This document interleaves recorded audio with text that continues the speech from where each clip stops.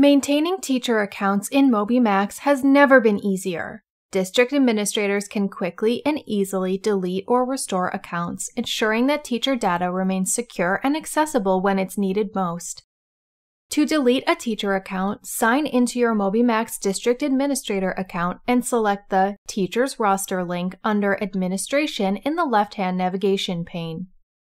Check the box next to the name of the teacher you'd like to delete and click the Delete button. Click Delete again to confirm.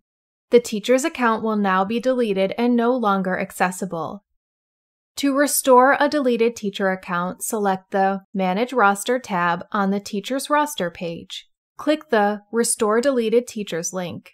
Check the box next to the name of the teacher you want to restore and click the Restore button. The teacher's account will now be restored and can immediately be accessed. MobyMax makes it easy for district administrators to access and maintain data for their district.